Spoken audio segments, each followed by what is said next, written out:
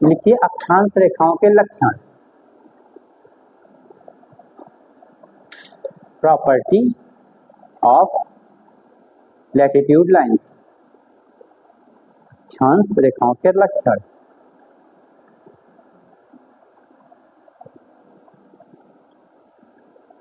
Property of latitude lines, ठीक है। तो प्रॉपर्टी में क्या है कि मतलब जैसे कि इनका एक तरह से नेचर क्या है, कैसे चलती है। प्रॉपर्टी ऑफ लैटिट्यूड लाइंस,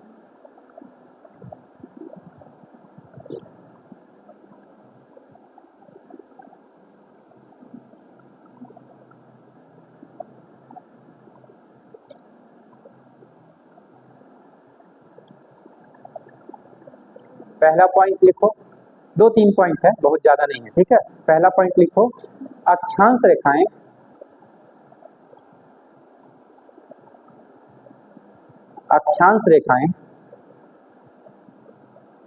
वृत्तों के रूप में होती हैं, सर्किल्स के रूप में होते हैं, वृत्तों के रूप में, ठीक है।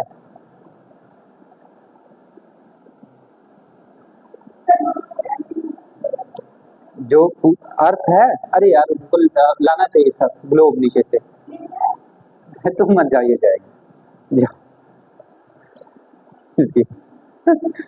तुम थक जाओगे। ये जानती हो इसका वजन कम है, ठीक है। ये जाएगी फटाक से लेके चली जाएगी। तुम्हारा वजन ज्यादा है, मतलब ज्यादा तो नहीं बोलना चाहिए, लड़कियों को वजन ज्यादा बोलना होता थी लेकिन जाएगा।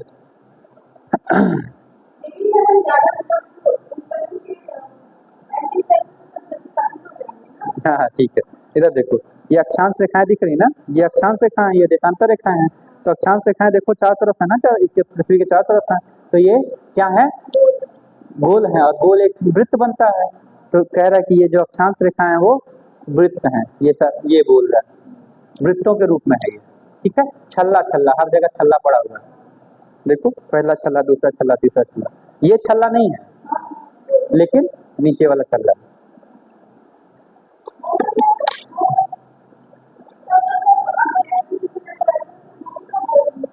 हाँ वो भी गोल है, वो भी एक छल्ला है, लेकिन वो ध्रुव पे मिल रही है, ये एक दूसरे से कभी मिलते नहीं है। अक्षांश रेखाएं एक दूसरे से मिलते नहीं है, हमेशा पैरेलल होते हैं एक दूसरे के। अभी लिख पाएंगे दूसरा पॉइंट, ठीक है।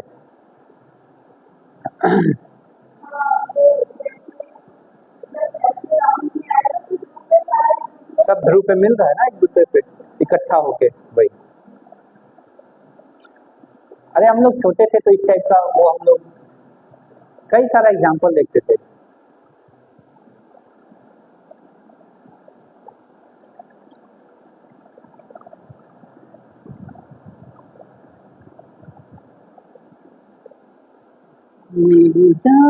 तूने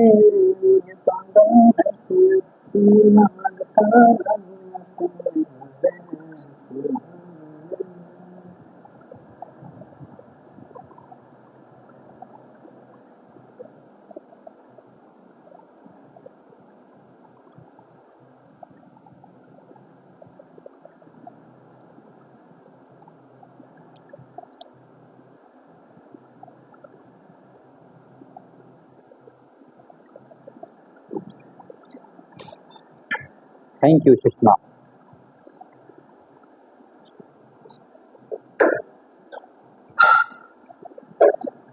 तो मैं बता रहा था अक्षांश रेखाओं के बारे में कि उनका जो प्रॉपर्टी है, उनके लक्षण, उनको पहचान कैसे सकते हैं। तो ये बोल रहा है कि अक्षांश रेखाएं, अक्षांश रेखा किसको बोल रहे हैं, जो लेटी हुई रेखाएं हैं, ठीक है। तो अक्षांश रेखा अगर देखा जाए, किसी एक रेखा पे ध्यान लगा लो, ये बीच वाले पे ही ध्यान लगा लो, और चारों तरफ मोड़ दी तो देख लो एक पूरा छल्ला पड़ा हुआ है। छल्ला क्या होता है, वृत्त ही तो होता है ना। तो ये चारों तरफ देखो कितने सारे वृत्त हैं, ये वाला लाइन हो गया, ये देख रही हो, ये हर एक लाइन, ये हर एक लाइन एक वृत्त ही तो बन रहा है, देखो हर एक लाइन वृत्त ही तो बन रहा है ना, चारों तरफ से देखो, ये है ना। तो ये चारों तरफ वृत्त पड़ा, एक यहाँ पे, एक यहाँ पे, फिर यहाँ पे, फिर यहाँ पे, फिर यहाँ पे, यहाँ पे। इससे ऊपर 90 वृत्त हैं, इससे ऊपर नीचे 90 वृत्त हैं, और इसको एक लेके पूरा 181 वृत्त है। मतलब अक्षांश रेखाओं की संख्या 181। इस तरीके से याद कर सकती हो। ठीक, अच्छा ये प्रॉपर्टी हो गया, समझ में आ गया पहला पॉइंट। दूसरा पॉइंट, अक्षांश रेखाएं एक दूसरे से समांतर होती हैं, समानांतर होती हैं। अक्षांश रेखाएं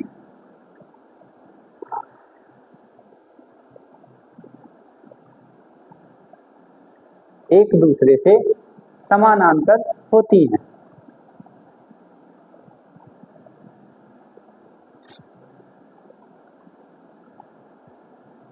ठीक है, तो हम इससे क्या निष्कर्ष निकाल सकते हैं बोनी?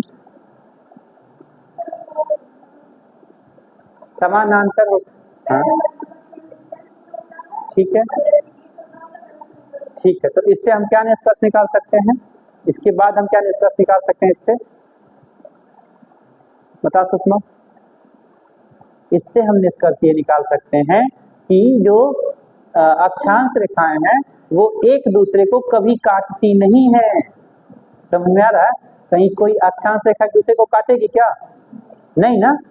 तो इसी में, अच्छा लिख लो भाई, नहीं तो तुम लोगों पे भरोसा नहीं है। इसका अर्थ ये हुआ, इसी में लिखो, इसका अर्थ ये हुआ कि अक्षांश रेखाएं कभी एक दूसरे को नहीं काटती।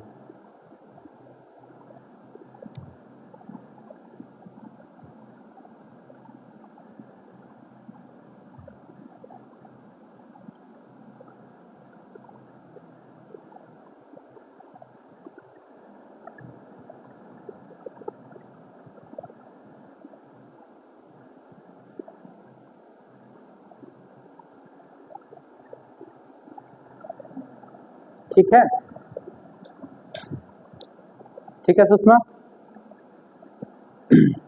अच्छा, तो ये जो अक्षांश रेखाएं हैं ये 1 से लेकर 90 तक ऊपर है और 1 से लेकर 90 तक नीचे है, मतलब साउथ हेमिस्फीयर में। तो ये दोनों मिला के कितने हो गए? 180, और बीच वाला 181 हो गया। लेकिन कभी कभी ऐसे पूछ देता है कि जैसे कि मान लो ये एक पृथ्वी है, ठीक, और पृथ्वी का जो नॉर्थ पोल है खींच के हम बीच में ला दिए नॉर्थ पोल, तो नॉर्थ पोल के चारों तरफ ऐसे रेखाएं खींची हुई हैं, यही तो है अक्षांश रेखाएं। तो कह रहा है जो नॉर्थ पोल वाला जो 90 डिग्री वाला लाइन होता है, 90 डिग्री वाला लाइन, तो वो भी तो एक छोटा सा सर्किल बनाएगा। तो जो 90 डिग्री वाला जो अक्षांश होता है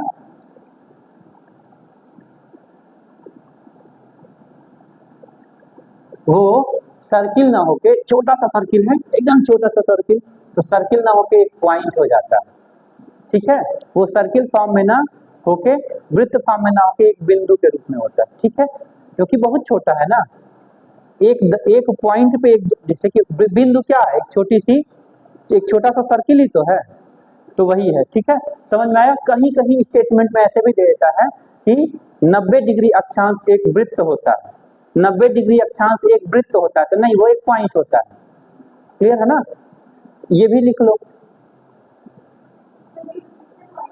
हाँ, तीसरे पॉइंट पे लिख लो, दोनों ध्रुवों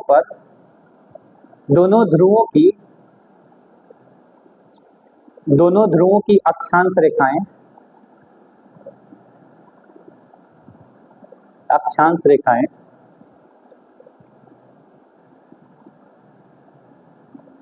ब्रैकेट में लिख लो ये 90 डिग्री 90 डिग्री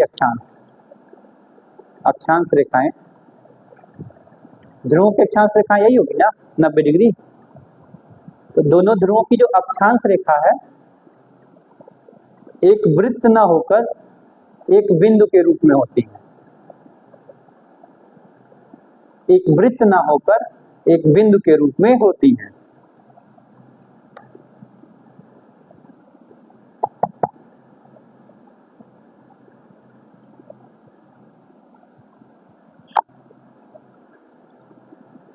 ठीक है, क्लियर? अब देखो अगला पॉइंट लिखो। हाँ हाँ, अगला पॉइंट लिखो। अगला पॉइंट में लिखवाने से पहले ये समझ लो कि ये भी अक्षांश रेखा है 0 डिग्री। ठीक, इसके पास 1 डिग्री 2 डिग्री 3 डिग्री करते करते 30 डिग्री 50 डिग्री 70 डिग्री 90 डिग्री है ये। तो ये बताओ सबसे बड़ा सर्किल तो यही है ना। अगर ऐसे कर दूं, ठीक है, ऐसे कर दूं तो सबसे बड़ा सर्किल जो ये वाला है वो है, फिर ये वाला उससे छोटा हो जा रहा है। ऐसे करके मान लेते हैं जो 0 डिग्री वाला है ये सबसे बड़ा ये है, ठीक है। फिर उसके बाद से 1 डिग्री वाला या 10 डिग्री वाला इतना हो गया, 30 डिग्री वाला इतना हो गया, 50 डिग्री 70 डिग्री 80 डिग्री, हम मान लेते हैं 90 डिग्री। तो जिधर देख रहे हो कि सबसे बड़ा ये वृत्त है, देखो ये इतना बड़ा वृत्त है, ठीक है, और यहाँ का जो ये वाला जो वृत्त है देखो इतना बड़ा वृत्त है, तो ये वृत्त छोटा हो गया ना, ये वृत्त बड़ा है। तो सबसे बड़ा वृत्त कौन सा होता है, या पूछ रहे कि सबसे बड़ा अक्षांश कौन सा होता है, 0 डिग्री। क्या बीच वाला नहीं, नाम लेके नहीं, ऐसे बोलेंगे उसको 0 डिग्री अक्षांश सबसे बड़ा, या भूमध्य रेखा सबसे बड़ी होती है, ठीक है। और ध्रुवों की तरफ जाने पे अक्षांश रेखाओं की लंबाई कम होती जाती है, ठीक है। तो ये लिख लो, अक्षांश रेखाओं की लंबाई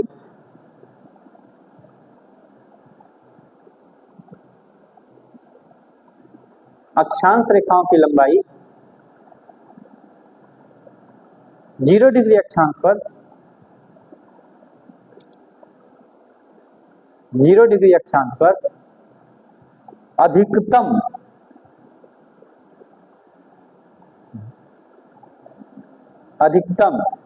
ब्रैकेट में लिख लो कितना लंबा है। अक्षांश रेखा की जो लंबाई है, अक्षांश रेखा की लंबाई वो अधिकतम होती है। कितना होती है वो लिखवाने जा रहे हैं, उससे पहले ये देख लो।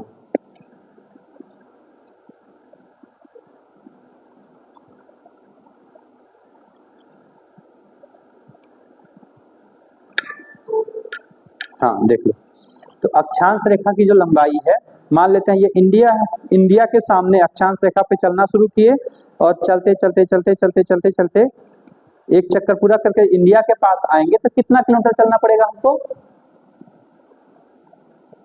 कोई आइडिया, एक अनुमान, कोई गेस कर लो, एक मौका दे दे रहे,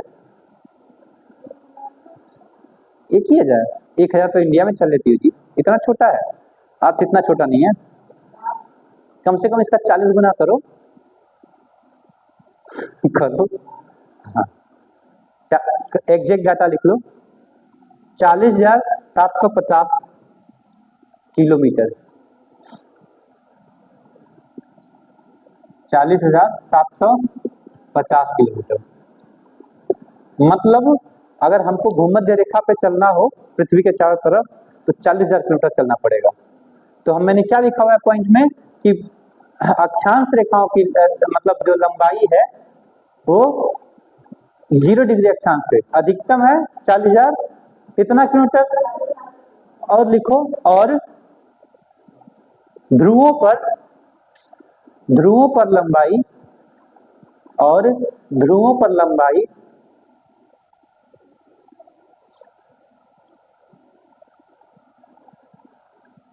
ध्रुवों पर लंबाई कितनी होगी,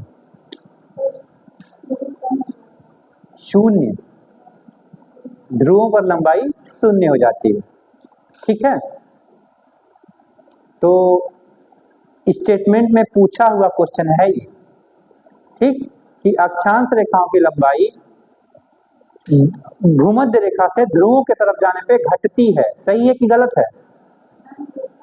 अक्षांश रेखाओं की लंबाई ध्रुवों के तरफ जाने पर मतलब ऐसे बोलेगा कि 0 डिग्री अक्षांश से ध्रुवों के तरफ जाने पर घटती है, सही है कि गलत है, सही है। कहीं अगर बढ़ती है तो गलत हो जाएगा, याद रखना, अगर कहीं लिख दिया तो, ठीक है। चलो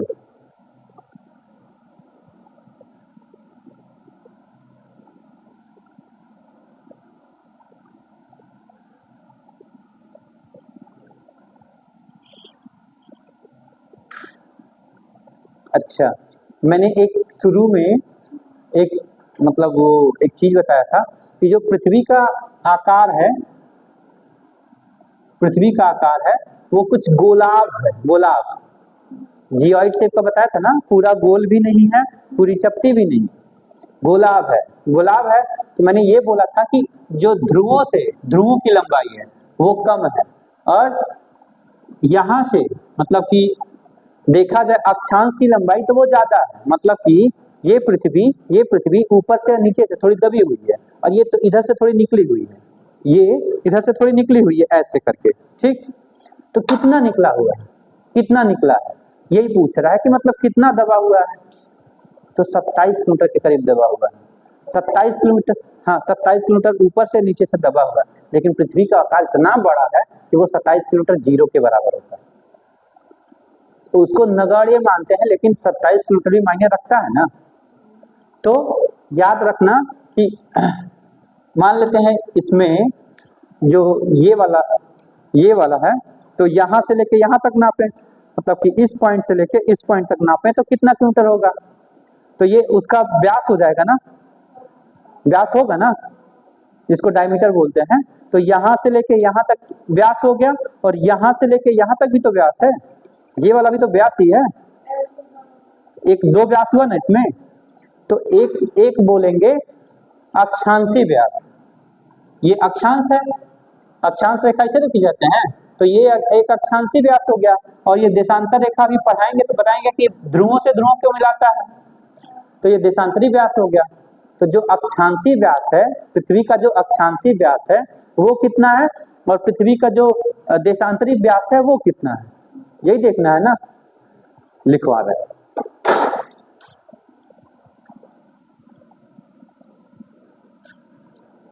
ठीक।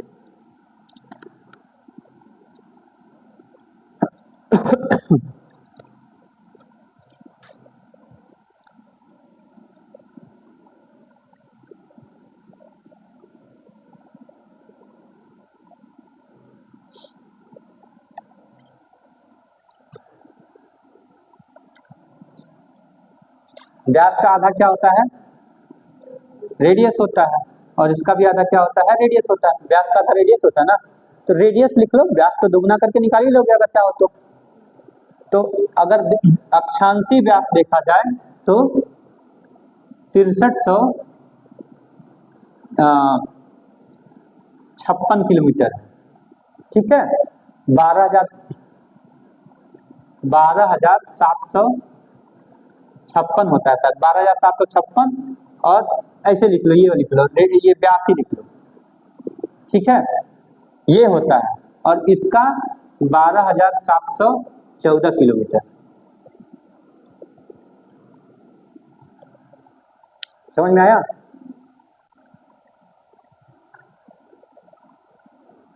ये व्यास है, पृथ्वी का व्यास 12,756 और 12,714, 42 नहीं, यही है, लिख लो जो भी है।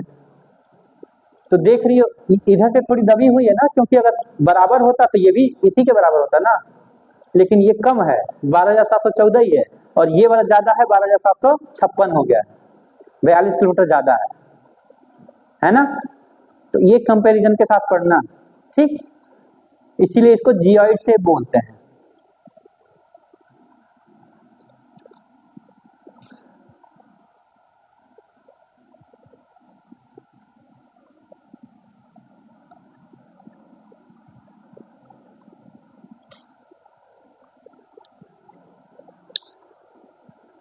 ठीक है,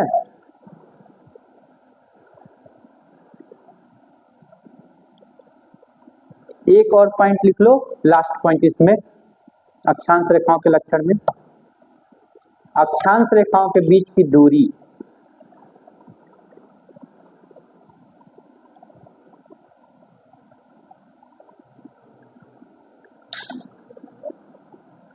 जियोइड को हिंदी में गोलाभ लिख लो, गोलाभ।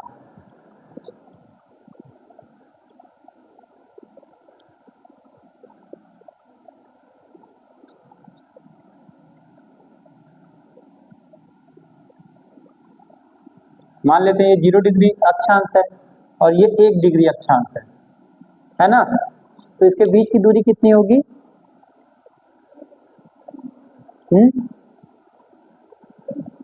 नहीं, 1 डिग्री की तो दूरी, डिग्री में तो 1 डिग्री क्या होगा, लेकिन किलोमीटर में कितना होगा, लिख लो, अक्षांश रेखाओं के बीच की दूरी 111.4 किलोमीटर होती है।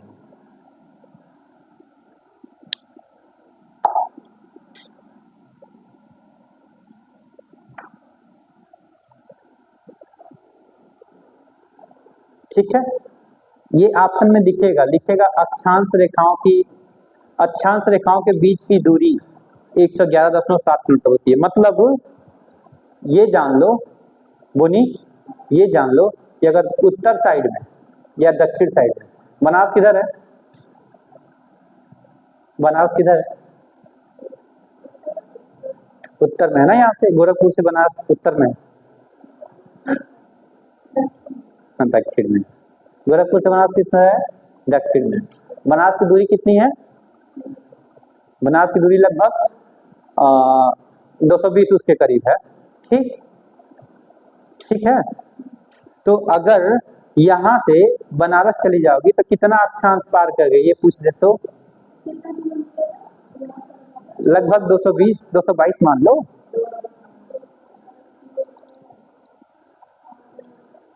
तो अगर दक्षिण है 2 अक्षांश पार, 111 किलोमीटर दूरी है ना, पहला अक्षांश होगा, फिर दूसरा अक्षांश 111 किलोमीटर दूर, फिर तीसरा अक्षांश 111 किलोमीटर दूर, तो हो गया ना। तो जहां पे हो वहां से अगर बना जाए तो 2 अक्षांश पार होता है। ठीक है, मतलब मेरी एक दीदी है कटनी में, बताए थे ना, तो अगर हम उनके यहाँ जाएं तो हमको लगता है लगभग 5 अक्षांश हमको पार करना पड़ता है, 650 किलोमीटर की दूरी है ना। समझ में आया? ये इसलिए मैं बताया हूँ कि तुम लोग रिलेट कर पाओ, इस दूरी को रिलेट कर पाओ कि अगर मान लेते हैं हम यहाँ से बनारस जाते हैं तो हम 1 अक्षांश पार कर गए, क्योंकि हम 111 किलोमीटर से ज्यादा चले गए। अगर किसी भी डायरेक्शन में, अगर नॉर्थ या साउथ में किसी भी डायरेक्शन में 111 किलोमीटर जाती हो तो तुम ये याद रखना कि हम 1 अक्षांश पार कर गए। और ऐसी कितनी अक्षांश है पूरे अर्थ पे? 181। समझ में आया? रिलेट कर लोगे अब? चलो अगला पॉइंट लिखो, देशांतर या देशांतर रेखाएं। ये नया टॉपिक है इसी का।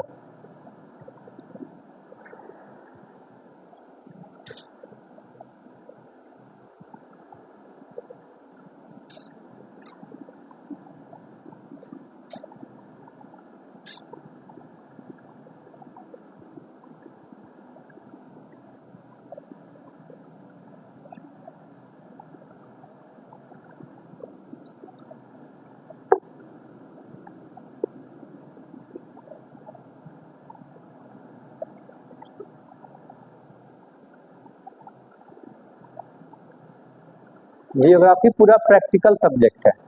अगर प्रैक्टिकल करके पढ़ रहे हो, इमेजिन करने का पावर है, तो जियोग्राफी भी इजी है पढ़ने के लिए, है कि नहीं?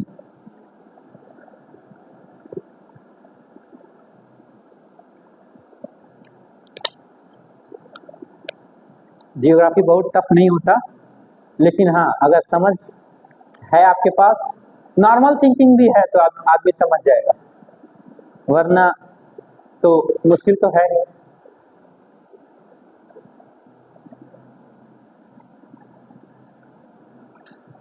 आज इसमें लिखो, वे काल्पनिक रेखाएं, देशांतर रेखाएं लिख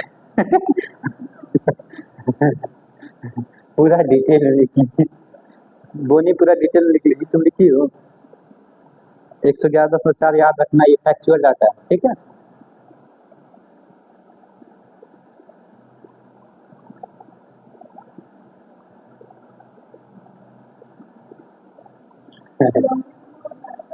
हाँ लॉन्गिट्यूड लाइन।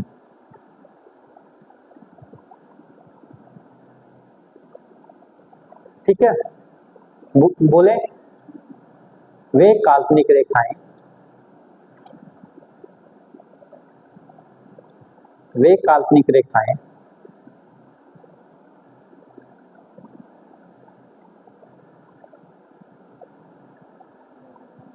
वे काल्पनिक रेखाएं जो उत्तरी ध्रुव को दक्षिणी ध्रुव से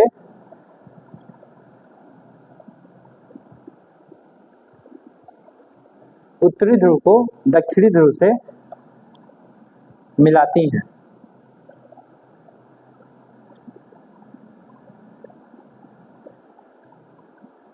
मिलाती हैं तथा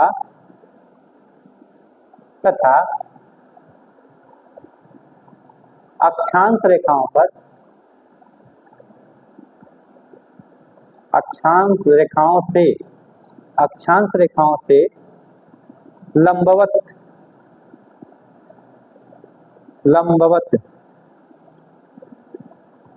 लंबवत या लिख लो 90 डिग्री ब्रैकेट में, 90 डिग्री लंबवत मिलते हैं। ठीक है,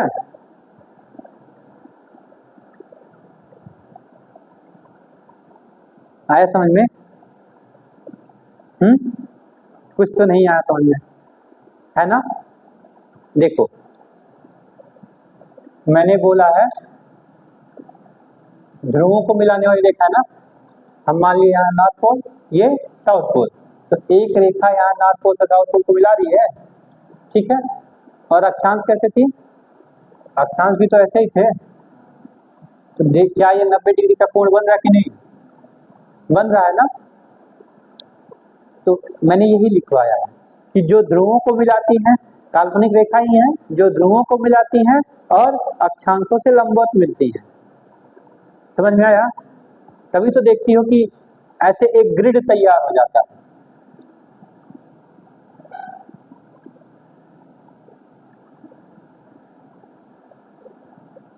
तैयार हो जाता ना इसे।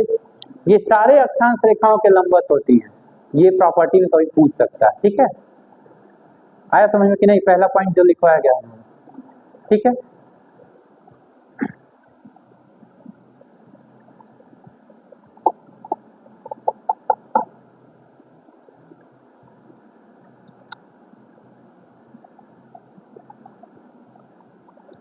ठीक है। सभी देशांतर रेखाएं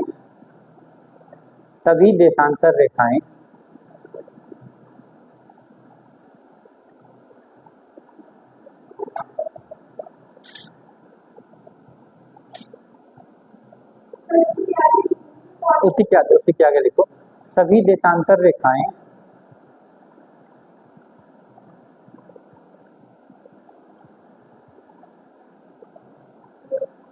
अर्धवृत्त के रूप में होती हैं। अर्धवृत्त के रूप में होती हैं। Semi circle. ठीक है,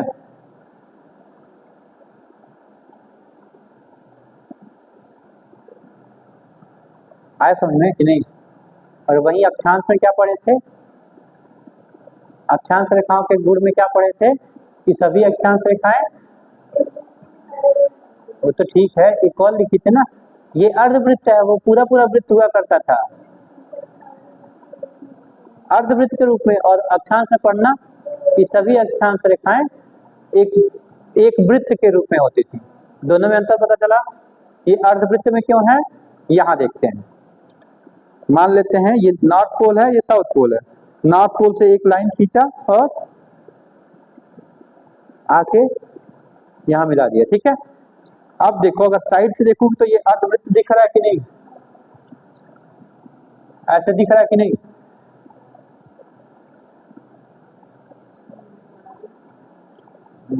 उठ जा। ये अर्धवृत्त दिख रहा है कि नहीं? दिख रहा है ना। और अगर हम देखें अक्षांश रेखाओं को तो ये तो पूरी तरीके से वृत्त दिख रहा था ना, दिख रहा था ना। दोनों के बीच अंतर पता चला। नॉर्मल सा अंतर है, चेंज कर देगा। सभी देशांतर रेखाएं एक वृत्त होती हैं? नहीं, सभी देशांतर रेखाएं अर्धवृत्त होती हैं। ऐसे अगर कभी ऐसे बोल दे कि एक इधर देशांतर रेखा है, इसी की इधर ऐसे देशांतर रेखा होगी, इधर भी तो होगी ऐसे, ठीक इसके अपोजिट साइड में दिख रहा है ना। अब ये दोनों मिलकर क्या हो गया? एक वृत्त हो गया। तो कभी कभी ऐसे दे देता है कि दो देशांतर रेखाएं मिलकर एक वृत्त का निर्माण करती है, तो सही बात है। ठीक है, और इसी में जानती हो वर्ड्स के साथ ही खेलते हैं, वो वर्ड्स के साथ ही खेलते हैं। क्या करेंगे? लिख देंगे कि दो अक्षांश रेखाएं मिलकर एक वृत्त का निर्माण करती हैं। गलत है ना, क्योंकि एक ही अक्षांश रेखा बना देगी, दो अक्षांश रेखाओं का क्या हो सकता है? दो देशांतर मिलके एक वृत्त बनाते हैं और एक अक्षांश मिलके एक वृत्त बनाता है। क्लियर है ना? चलो समझ में आया कि नहीं जी? थोड़ा सा पानी वानी लेके मुंह पे फेंक लिया करो।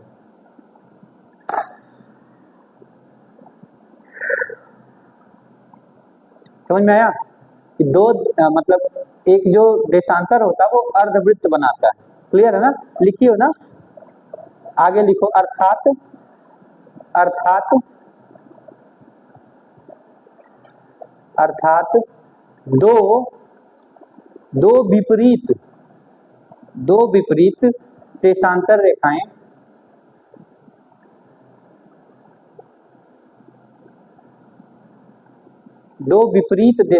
रेखाएं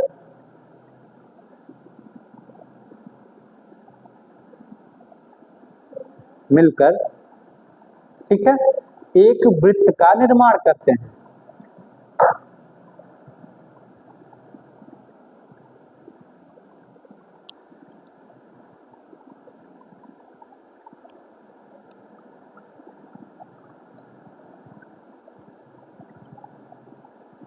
ठीक है बोनी सुषमा? अच्छा, एक प्रॉपर्टी और था अक्षांश रेखाओं में कि जो अक्षांश रेखा है वो 0 डिग्री वाला सबसे लंबा अक्षांश रेखा है। अब फिर जैसे जैसे उत्तर की तरफ बढ़ रहा है वो अक्षांश रेखा की लंबाई घटते जा रहा है, लेकिन इसमें ऐसा नहीं होता है। क्यों? क्योंकि ये सारे बराबर होते हैं। नॉर्थ पोल से साउथ पोल तो मिलाना है, तो चाहे तुम इसको ले लो, यहाँ पे ले लो, यहाँ पे ले लो, सबकी लंबाई तो बराबर ही होगी कि नहीं? अगला पॉइंट यही इसमें लिखो, इसी में सभी देशांतर रेखाओं की लंबाइयां बराबर होती हैं।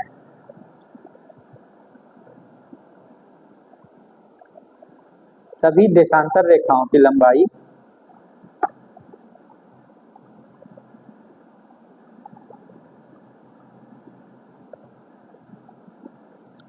बराबर होती है।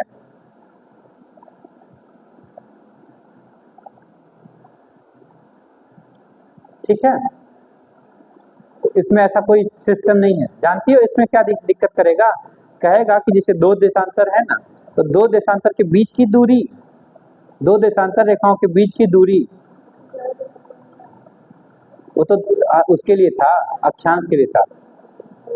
ये देखो, ये पहला देशांतर है ना, और ये दूसरा देशांतर इसी के बगल में है। अभी इसकी वो तो अक्षांशों के बीच की था ना, ये अक्षांश के बीच की दूरी था ये वाला 111.4 किलोमीटर।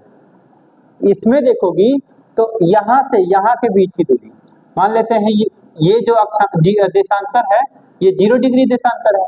ठीक है, और इसको मान लेते हैं ये 0 डिग्री देशांतर है, और ये वाला जो लाइन है वो 0 डिग्री लैटिट्यूड है, ये लॉन्गिट्यूड है। 0 डिग्री लॉन्गिट्यूड है और ये लैटिट्यूड है। ठीक है, हिंदी में लिख दें अक्षांश, बस ये जान लो, अक्षांश हो गया ये देशांतर। ठीक है, तो अब देखो ये 0 डिग्री देशांतर है, ये 0 डिग्री अक्षांश है, तो यहाँ से यहाँ के बीच की दूरी इतना है। ठीक, लेकिन वही देखो,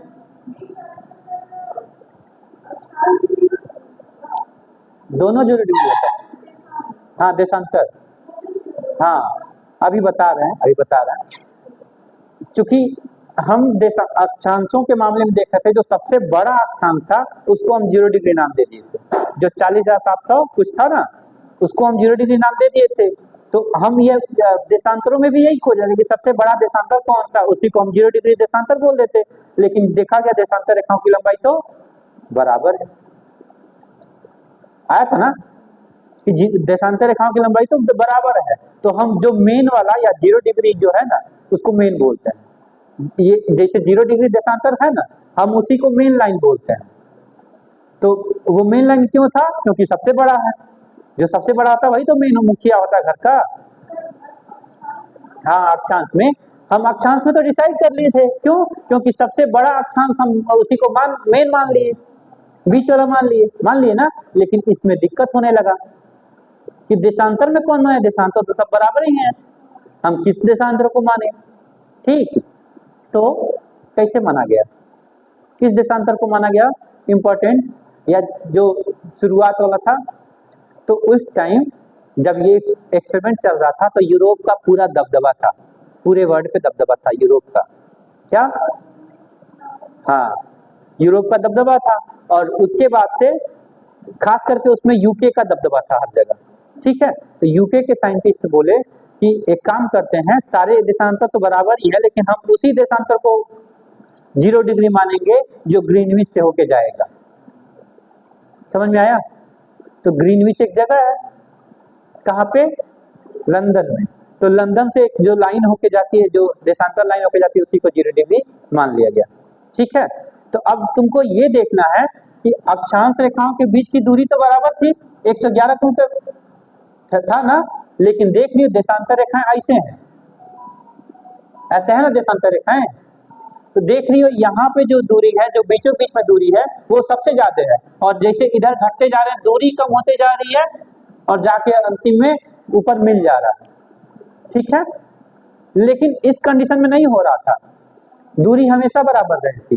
ठीक है, तो ये कभी कभी पूछता है, कभी कभी ये पूछता है कि देशांतर रेखाओं के बीच की दूरी कितनी होती है, तो फिक्स नहीं होते, याद रखना। जैसे इसमें फिक्स है ना कि 111 किलोमीटर है, इसमें फिक्स नहीं होती है। ठीक, इसमें कम होता जाता है, लेकिन जो सबसे ज्यादा दूरी है वो वही देख लिया जाए। समझ में आया? कि जैसे कि दो देशांतर रेखाओं के बीच सबसे ज्यादा दूरी कहाँ पे होती है, तो सबसे ज्यादा दूरी तो यहीं पे होगी ना। देखो, सबसे ज्यादा दूरी तो बीचों बीच में ही तो है, प्रैक्टिकल से सोचो। यहाँ पे दिखा दे रहे हैं, मान लेते हैं ये एक देशांतर मैंने ये खींच दिया। ठीक है, एक देशांतर मैंने ये खींच दिया। ठीक है, खींचा, यहीं पे जाके मिल जा रहा है ऐसे। ठीक है, अब देखो यहाँ से यहाँ के बीच की दूरी सबसे ज्यादा है, और जैसे जैसे हम ऊपर बढ़ते जा रहे हैं कम होते जा रहा है, कम होते जा रहा है ना।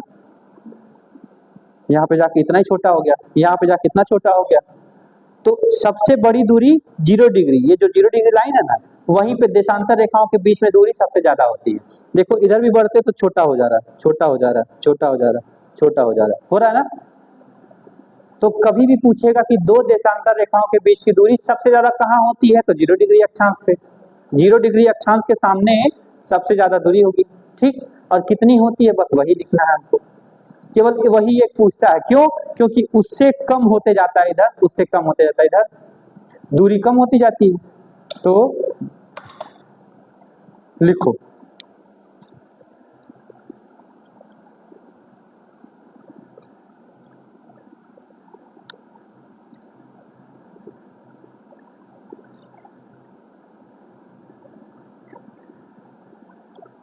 दो देशांतरों के बीच की दूरी, दो देशांतरों के बीच की दूरी या दो देशांतर रेखाओं के बीच की दूरी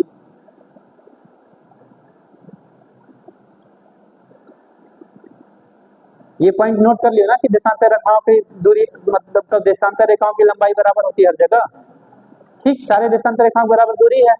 अरे यार, सारे देशांतर रेखाओं की लंबाई बराबर है। ठीक, अब लिखो दो देशांतर रेखाओं के बीच की दूरी, ठीक है, 0 डिग्री अक्षांश, 0 डिग्री अक्षांश पर अधिकतम, 0 डिग्री अक्षांश पर अधिकतम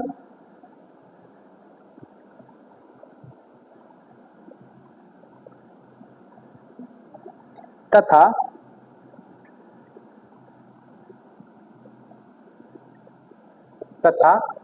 ध्रुवों पर 0 हो जाती है, ध्रुवों पर 0 हो जाती है।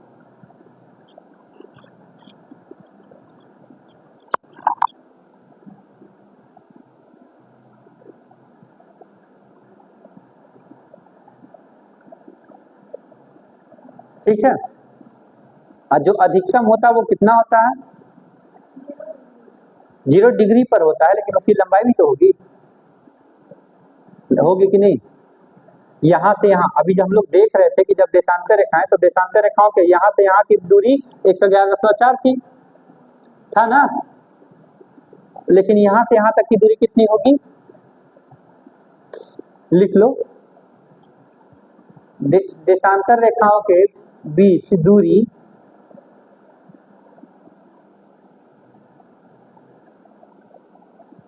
देशांतर रेखाओं के बीच की दूरी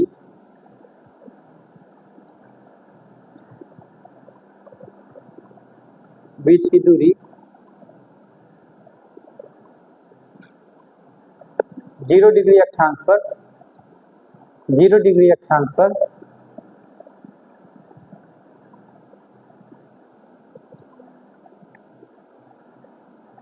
देखना बहुत ही सिमिलर है, बहुत ही सिमिलर है, यही लिख दे रहा है 1.1.3 बहुत ही पास में है, ठीक है। 111.3 किलोमीटर होती है, ठीक है, समझ में आया मुनि। माइनस का डिफरेंस है, अक्षांश रेखाओं के बीच की दूरी 111.4 है और देशांतर रेखाओं के बीच की दूरी 0 डिग्री पे 111.3 है। और ध्रुवों पे पूछ देगा तो देशांतर रेखाओं के बीच की दूरी ध्रुवों पे पूछ देगा तो 0 है। क्यों? क्योंकि सारे देशांतर रेखाएं ध्रुवों पे तो मिल जाती है ना। समझ में आ रहा कि नहीं जी? कहीं इधर उधर खोई नहीं ना हो आज, तो कहीं इतना कम बोल रही हो, रिएक्शन दो ज्यादा कि नहीं समझ में आ रहा? आ रहा है ना, पूछेंगे, टेंशन ना लो।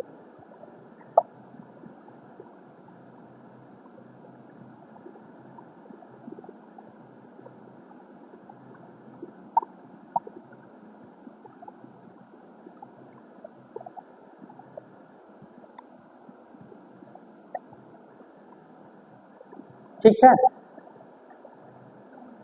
अब लिख लो महत्वपूर्ण, इसमें हो गया ना देशांतर के बारे में जान गए ना अच्छे से। अब लिख लो जैसे उसमें महत्वपूर्ण अक्षांशों के बारे में हम लोग पढ़े थे ना, इसमें भी है महत्वपूर्ण देशांतर,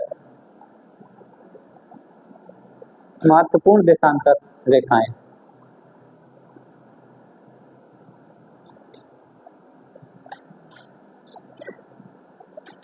अच्छा एक मिनट, उससे पहले ये बता दो देशांतर रेखाओं की संख्या कितनी होगी। जैसे वहां तो देखी थी 181, रट गया 181, अब देशांतर रेखाओं की संख्या कितना, 71/4। देशांतर रेखाओं की संख्या नहीं पता, सोच लो ना, अपने आप पता चल जाएगा। ये 0 डिग्री था, 1 degree 2 degree 3 degree 4 degree 5 degree 6 degree 7 degree करते करते करते करते जब इसके पीछे आएगा तो हाँ कितने कितने डिग्री का है, एक सर्किल 360 का होता है ना, तो संख्याएं कितनी होंगी 360। समझ में आया?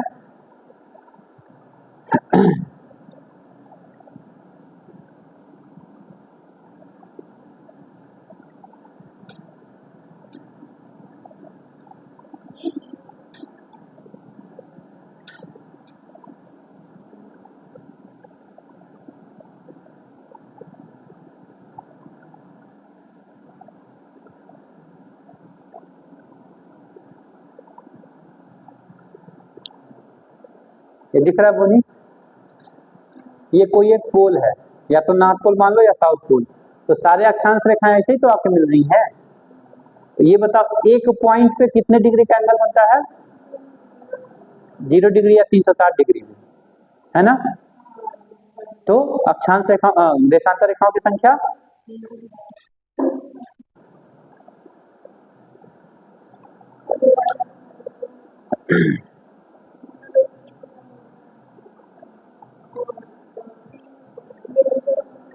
ठीक है, 4 डेट याद रखना।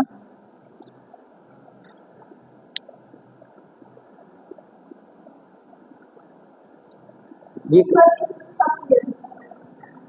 इससे बताए थे ना कि ऐसे करके घुमा के चारों तरफ, और थोड़ा सा टेढ़ा भी किए थे ऐसे करके।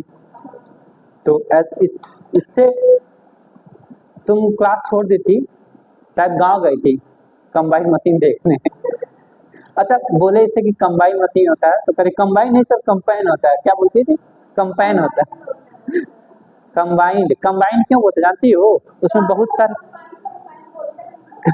कंबाइन बोलते हैं जी ठीक है, वो कंबाइन होता है। कंबाइन क्यों? क्योंकि बहुत सारे मशीनें से जुड़ी होती हैं। काटने वाली आगे लगा होता है ना, काटने वाली देखती हुई अलग भी हो जाता है, कहीं किनारे खड़ा करके रखते हैं। आखिर में कंबाइन मशीन को देखती हुई गांव में लेके आते हैं तो पीछे एक ठो जोड़े रहते हैं, उसको लेके आते हैं। देखी ही नहीं होगी देखी ही नहीं होगी। तो वो लाके आगे जोड़ लिए, भूसा अलग कर रहा है, गेहूं अलग कर रहा है, हर तरीके का मशीन उसमें लगा है ना, तो इसलिए उसको बोलते हैं कंबाइंड मशीन है। वो क्या कंबाइंड रूप से मशीन है, जुड़ा हुआ। समझ में आया?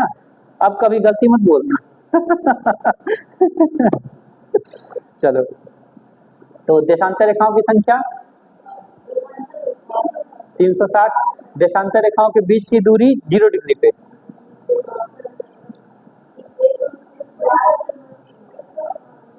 एक 111.3 ये देशांतर रेखाओं के बीच की दूरी है। ठीक है, यहाँ भी लिख दे रहे हैं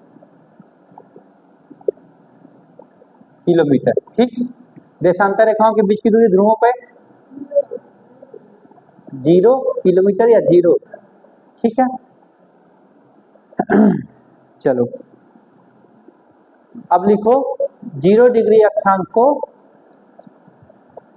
0 डिग्री अक्षांश को, अच्छा महत्वपूर्ण देशांतर लिखे थे ना, हेडिंग। चलो चलो अगला लिखो महत्वपूर्ण देशांतर, उसी में लिखवाएंगे। हाँ, महत्वपूर्ण देशांतर।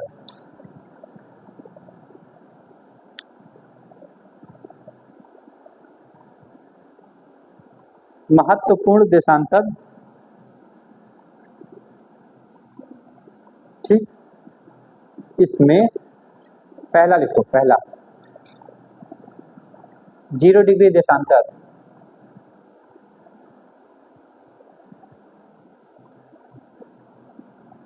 जीरो डिग्री देशांतर, ठीक है, या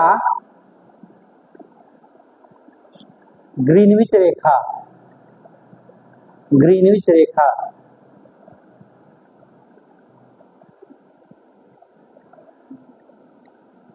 या अंतरराष्ट्रीय समय रेखा।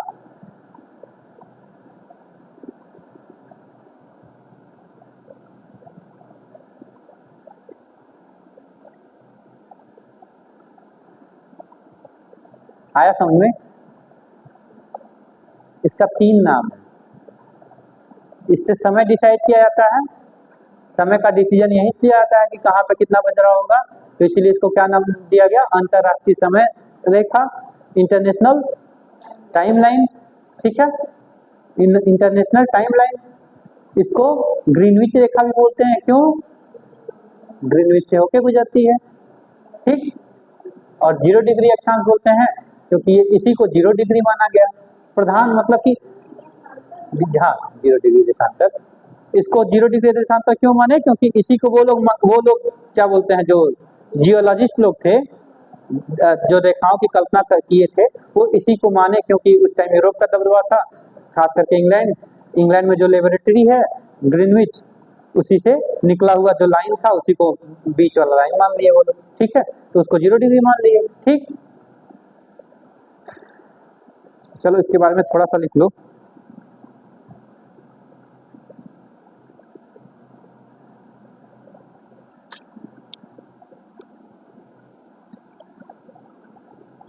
जीरो डिग्री देशांतर को इसी में थोड़ा सा लिख लो, बता। 0 डिग्री देशांतर को उसी में लिखो, उसी में 0 डिग्री देशांतर को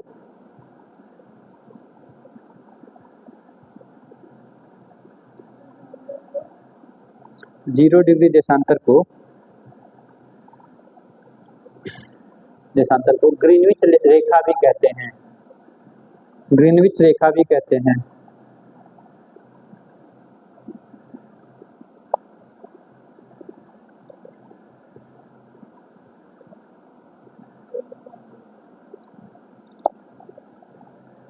दो अक्टूबर 1884 को लिख लो, थोड़ा फैक्चुअल डाटा लिख लो, कब इसका नाम पड़ा।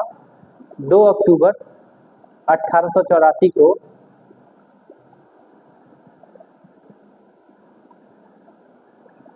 यूएसए का कैपिटल क्या है? यूएसए का कैपिटल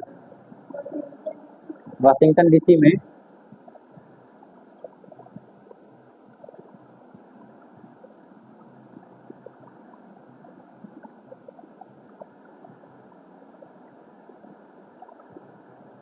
वाशिंगटन डीसी में हुए सम्मेलन में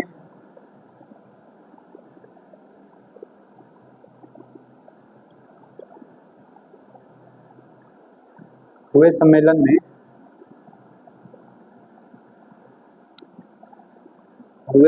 में लंदन के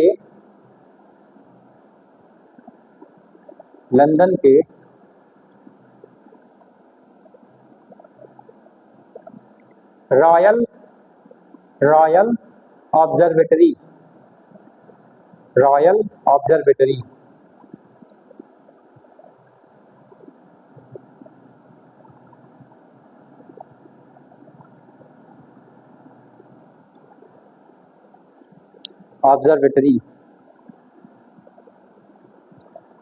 से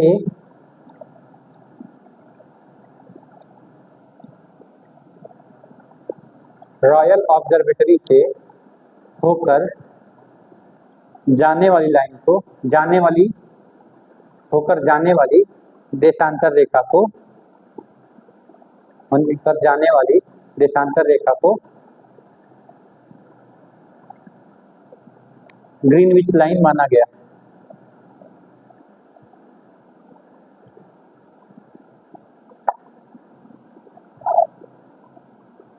या ग्रीनविच रेखा माना गया, ठीक है ना? ठीक, अब देखो, मान लेते हैं हम इसको क्या बोलती है,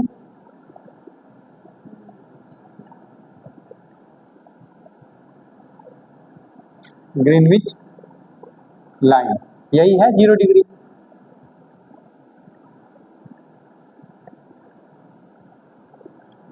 ठीक है बोनी, है ये 0 डिग्री। अब इससे इस साइड में जितने लाइन थे, ये जो 0 डिग्री था ग्रीनविच लाइन के पूरब साइड में जितने पड़े उनको बोला गया पूर्वी गोलार्ध या पूर्वी देशांतर। क्या? पूर्वी देशांतर, ठीक है। और इससे पश्चिम में पड़ने वाले को पश्चिमी गोलार्ध या पश्चिमी देशांतर, ठीक है। तो लिख लो, ग्रीनविच लाइन से या ग्रीनविच रेखा से पूरब में पड़ने वाली सारी रेखाओं को, ग्रीनविच रेखा से पूरब में पड़ने वाली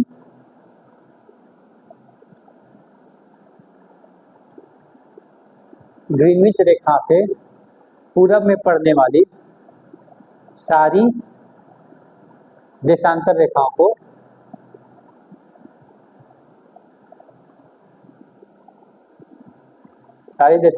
को पूर्वी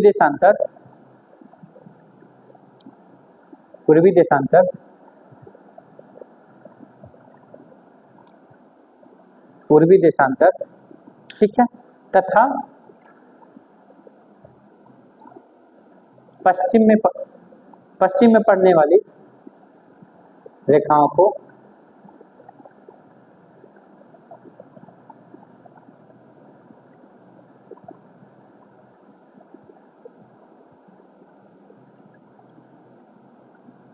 पश्चिमी देशांतर कहते हैं।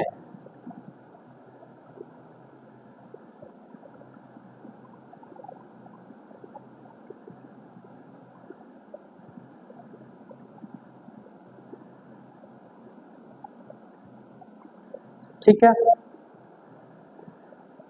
अब दूसरा लिखो, दूसरा पॉइंट नया, जैसे कि ये पहला देशांतर रेखा था, ठीक है, इंपॉर्टेंट, जिसको 0 डिग्री ग्रीनविच या समय रेखा, अंतरराष्ट्रीय समय रेखा कहते हैं, ठीक है ना?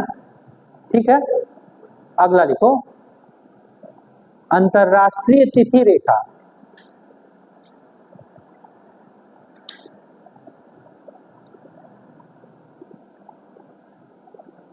अंतरराष्ट्रीय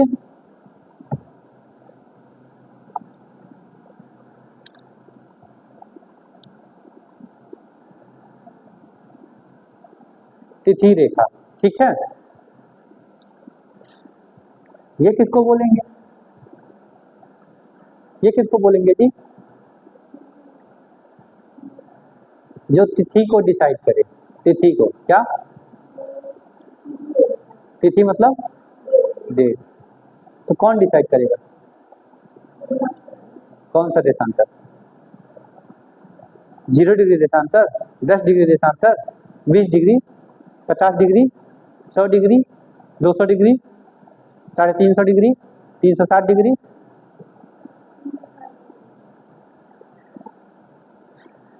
बड़ी भोली हो। इधर देखो, मान लेते हैं ये 0 डिग्री है, तो ये चलते चलते चलते चलते चलते चलते यहाँ तक आया, इसके ठीक उल्टा तो 180 डिग्री हो गया। फिर ये चलते चलते चलते चलते यहीं पे आ गया, तो कितना हो गया? 360 हो गया। तो 360 और 0 तो एक ही है, 360 और 0 तो एक ही है ना। तो फिर 0 डिग्री है, 0 डिग्री डेट डिसाइड करती है। 0 डिग्री को भी बोले ना हम लोग, समय रेखा है वो। तब कौन सा? 180। क्या? 180।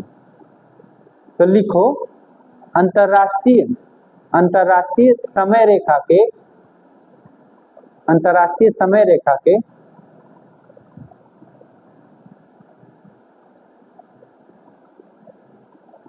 अंतरराष्ट्रीय समय रेखा के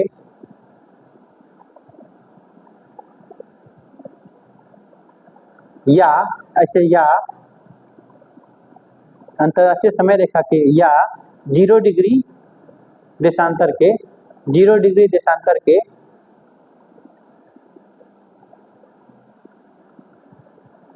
ठीक विपरीत में पड़ने वाली, ठीक विपरीत में पड़ने वाली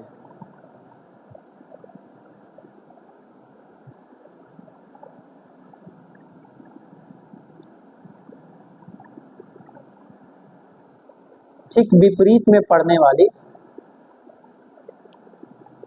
देशांतर रेखा को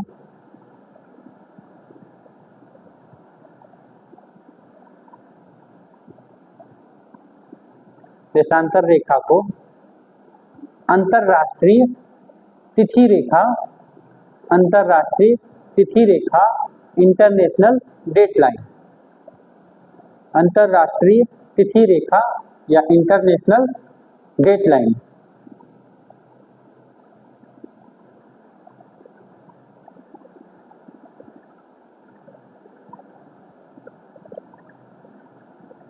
अंतरराष्ट्रीय तिथि रेखा या इंटरनेशनल डेटलाइन कहते हैं।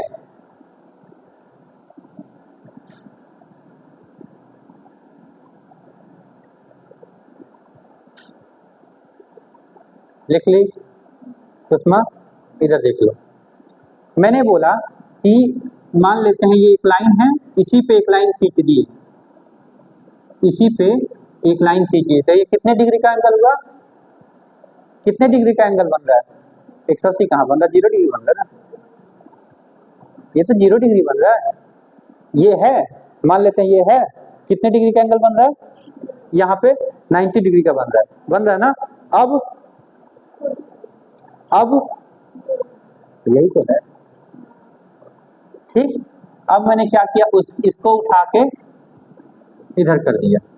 अब कितने डिग्री का एंगल बन रहा है? तो यही चीज लिखवा है, ठीक है। अंतरराष्ट्रीय समय रेखा के ठीक विपरीत में पड़ने वाली रेखा, तो ठीक विपरीत में 180 ही तो पड़ेगा। इसीलिए हम पूछे थे कि इंटरनेशनल डेट लाइन कौन डिसाइड करेगा, तो 180 डिग्री देशांतर, ठीक है। हाँ हाँ हाँ, देशांतर हाँ बना दिए हैं, या समझाने के लिए, एंगल समझाने के लिए बनाए हैं ये, ठीक है। इसको दिल पे मत लेना कि सर आप गलत बता रहे हैं। ठीक,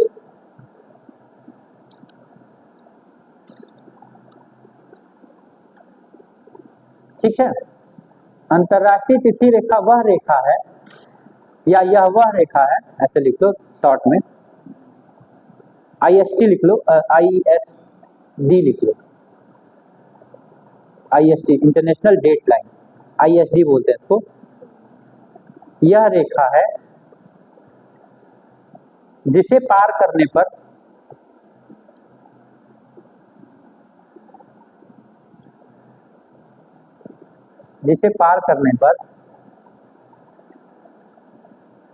जिसे पार करने पर डेट चेंज हो जाता है या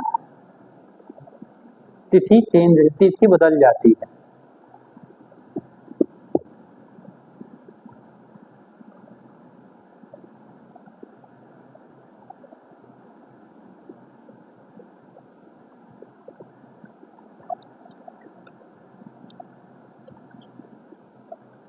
ठीक है,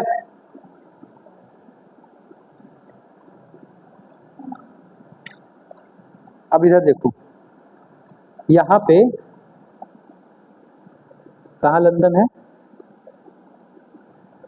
यहाँ लंदन है, यहाँ लंदन है, मतलब कि हम 0 डिग्री लाइन खींच ही दें।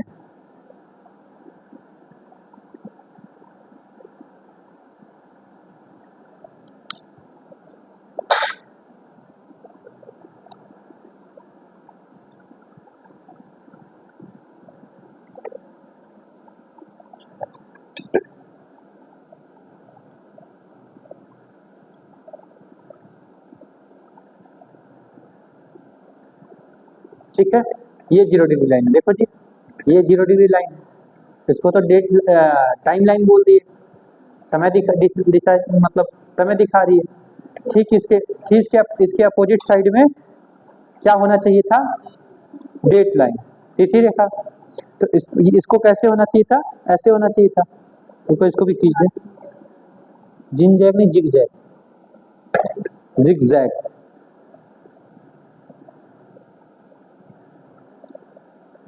होना तो ऐसे चाहिए था, लेकिन क्या ये ऐसे ही है, नहीं।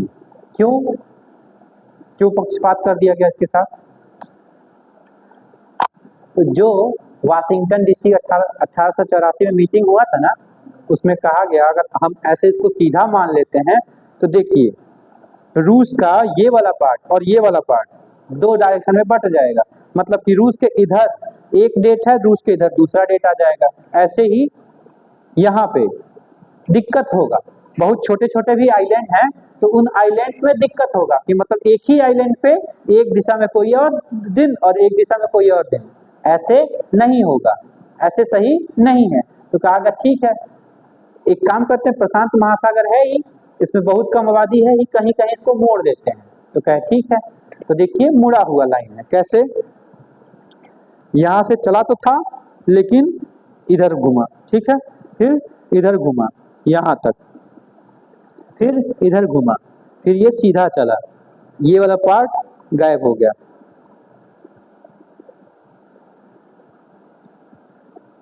ठीक है, सीधा चला यहां तक,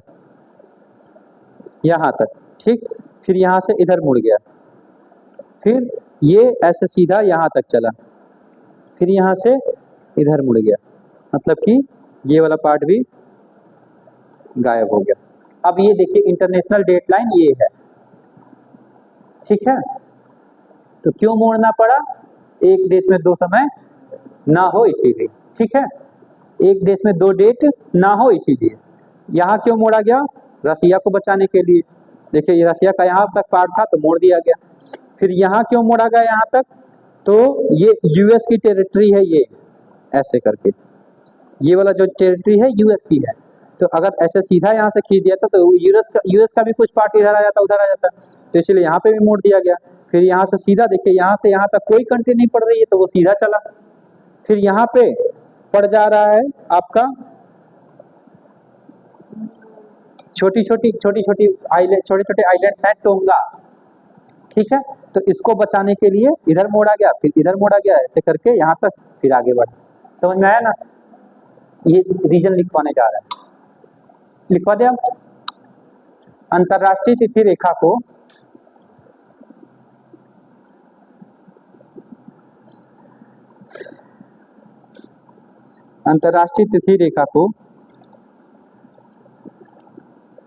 कहीं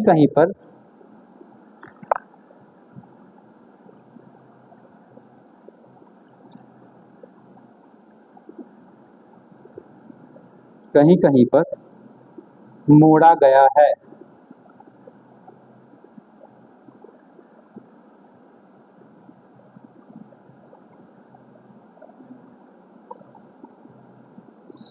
ऐसा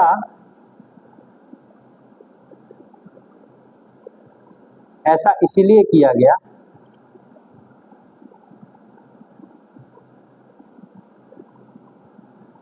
क्योंकि अंतर्राष्ट्रीय तिथि रेखा पर पड़ने वाले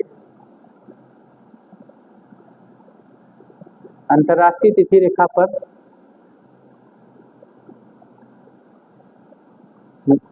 पर पड़ने वाले देशों व द्वीपों में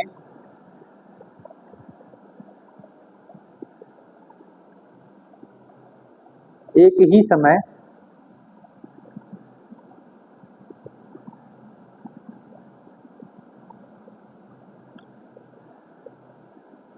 ही समय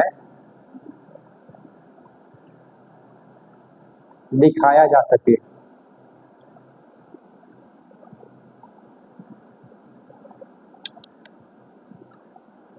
अगर ऐसे नहीं होता तो फिर दिक्कत होता कि नहीं। अभी देखो रूस का जो ये वाला पार्ट है, रूस का ये वाला पार्ट है वो साइबेरिया वाला पार्ट है और ये अलास्का है। इसके बीच की दूरी अगर अलास्का और रसिया का जो सबसे नजदीक पॉइंट है उसके बीच की दूरी केवल 5 मीटर की है, केवल 5 मीटर, आधे घंटे में तय किया जा सकता है। ठीक है, अगर वो आधे घंटे तय करके इस आइलैंड से उस आइलैंड पे चली गई तुरंत डेट चेंज हो जाता है।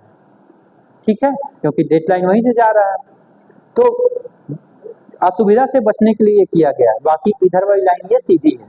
ठीक है, क्लियर, इतना ही इसमें जानना था। कभी कभी पूछ देता है ये, इसलिए लिखवा दी। क्लियर है। तो इसमें 2 ही लाइन इंपॉर्टेंट थी, एक टाइम लाइन और एक डेट लाइन। ठीक है, टाइम लाइन अलग है, डेट लाइन अलग है। टाइम लाइन 0 डिग्री, डेट लाइन 180 डिग्री।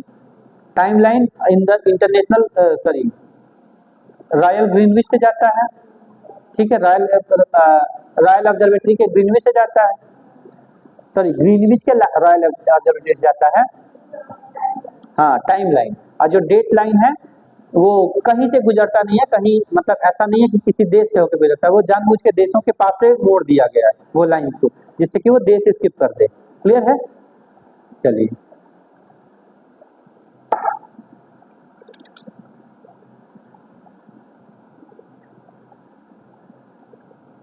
लिखिए स्टैंडर्ड टाइम, एक अलग टॉपिक है standard time.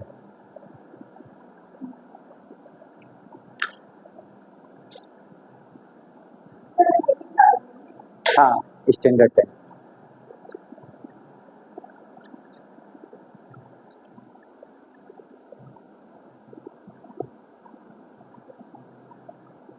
Standard time Hindi में मानक समय, हिंदी में मानक समय।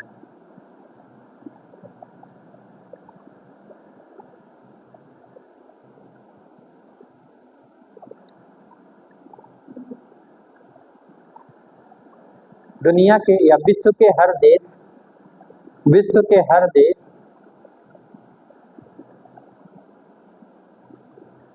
विश्व के हर देश विश्व के हर देश अपने देश से गुजरने वाली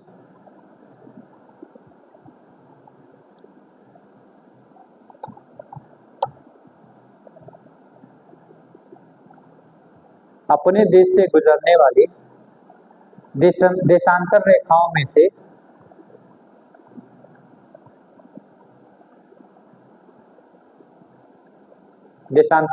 में से किसी एक रेखा को किसी एक रेखा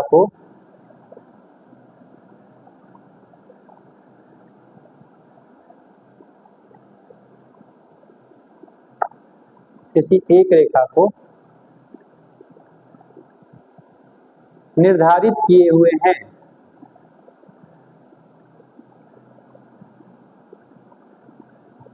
निर्धारित किए हुए हैं जो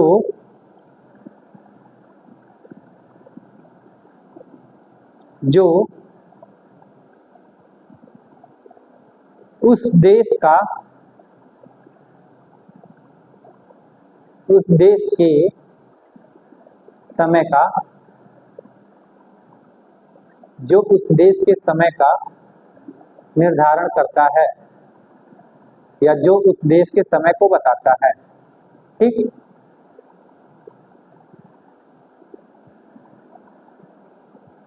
ठीक है। तो जो अभी हम बोले हैं इंटरनेशनल मानक समय बोले हैं ना, मानक समय, तो मानक समय क्या होता है कि जैसे कि मान लेते हैं इंडिया में कहाँ के समय को माना जाता है? इंडिया में मिर्जापुर, नैनी के समय को पूरे भारत में माना जाता है। तो भारत का जो मानक समय है वो नैनी से डिसाइड होता है। समझ में आ रहा ना? तो ऐसे ही हर देश अपना अपना किए हुए हैं। तो मानक समय समझ में आया क्या है? हर एक देश का अपना समय, जो उनका समय है वो उनका मानक समय कहा जाता है। ठीक है, इसी में लिखिए भारत का मानक समय। भारत का मानक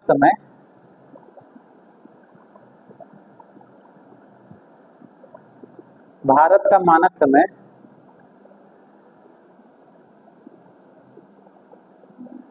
उत्तर प्रदेश के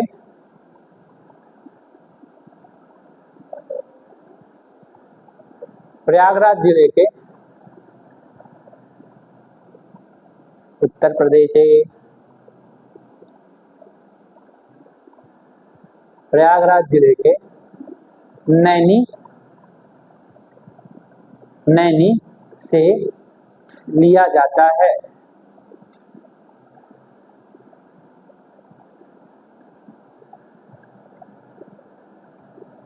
ठीक है, प्रयागराज जिले के नैनी से लिया जाता है। यहां से गुजरने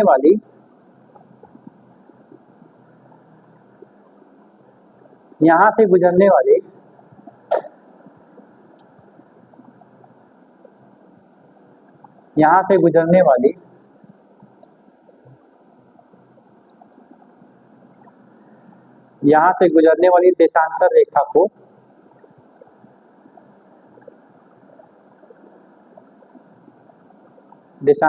को भारत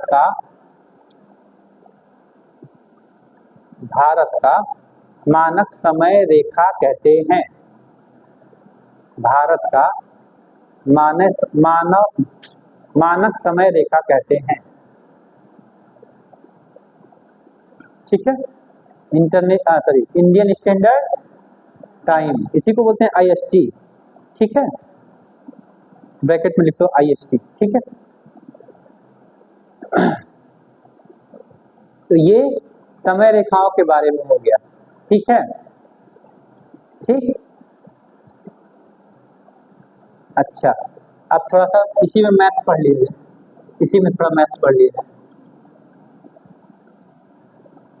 जियोग्राफी वाला मैथ्स।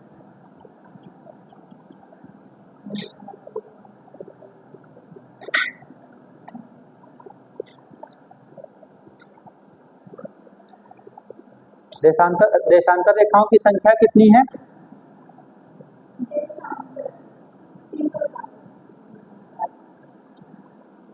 360। ठीक है, और सूर्य इन 360 रेखाओं को कितने देर में पार कर लेता है? कितने? 24 घंटे। कितने घंटे में?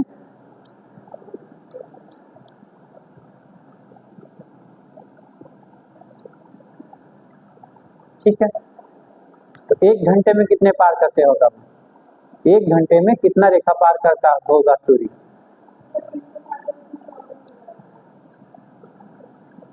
1 घंटा अगर करे तो 24 इधर आके भाग करेगा, तो 360/24। ठीक है, कितना हो जाएगा? 12 में थोड़ी हो जाएगा पागल। कितना जी?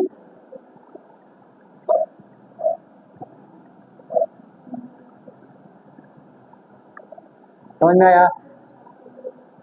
ठीक है, अब देखो कि अगर 360 लाइन को सूर्य को पार करने में 24 घंटे लगते हैं, तो कितना लाइन पार करेंगे 1 घंटे में? 15। ठीक है, 1 घंटे में सूर्य 15 लाइन पार करते हैं। 15 लाइन मतलब 15 देशांतर पार करते हैं। ठीक, इसको 1 घंटे को मिनट में चेंज कर दोगे तो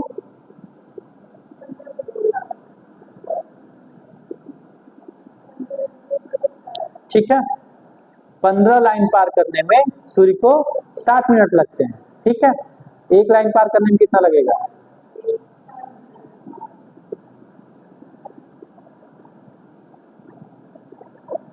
मिनट। 1 लाइन पार करने में, ठीक है, क्लियर है? इतना मैथमेटिक्स क्लियर है ना कि सूर्य को 1 डिग्री देशांतर पार करने में कितना लग रहा है? 4 मिनट लग रहा है। लाइन को डिग्री में भी दिखा सकते हैं ना, इस सब पे डिग्री लगा सकते हैं। 360 लाइन या 360 डिग्री है कि नहीं? हर एक डिग्री हर एक देशांतर है। तो हम क्या कहेंगे कि 1 डिग्री पार करने में सूर्य को 4 मिनट लगते हैं। ठीक है, और अगर हम इंडिया का,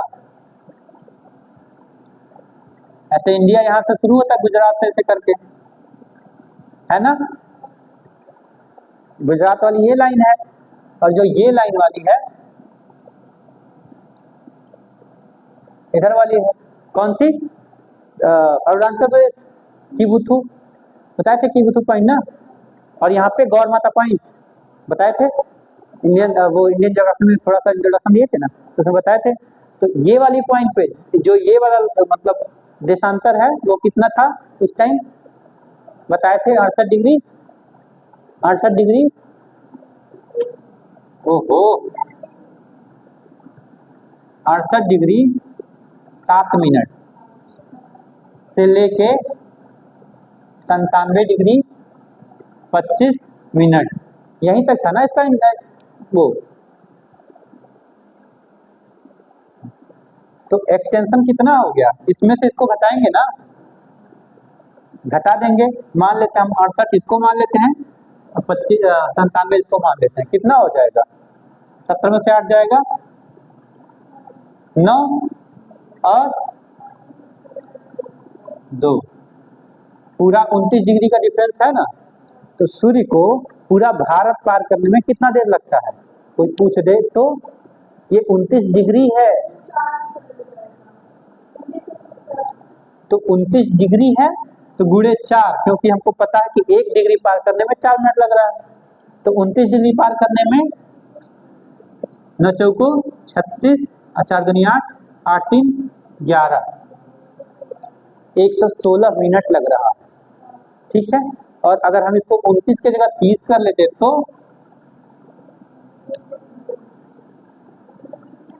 तब 120 मिनट लगता,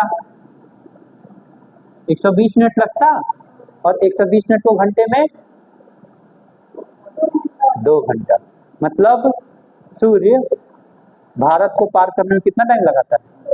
2 घंटा। ठीक है ना, समझ में आया?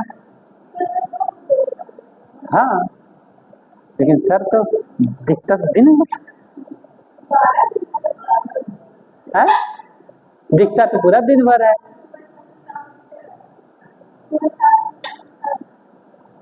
चलो एक काम करो, आओ यहाँ बैठो इसके पास, तो आप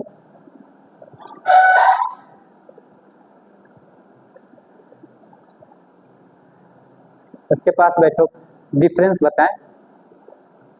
अभी चली जाना, अभी चली जाना, मैं रख दो, अंतर बताना। ठीक है, मान लो ये गुजरात की गौर माता है और तुम अरुणाचल की कीबुथु हो।